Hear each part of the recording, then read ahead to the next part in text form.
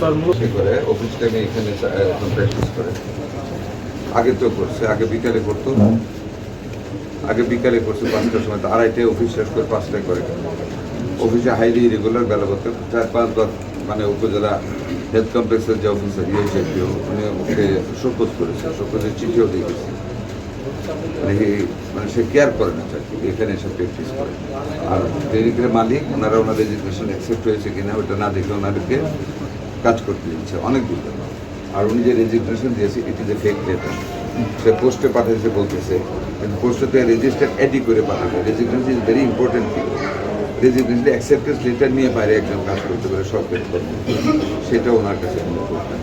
সে ওইটা একটা অনৈতিক কাজ করেছে, ওনারা অনৈতিক কাজটাকে সহযোগিতা করছে। মানে ই শুড বি সার্টিফিকেট, মানে লাইসেন্স শুড বি ক্যান্সেল এবং চাকরি থেকে বরখাস্ত করা।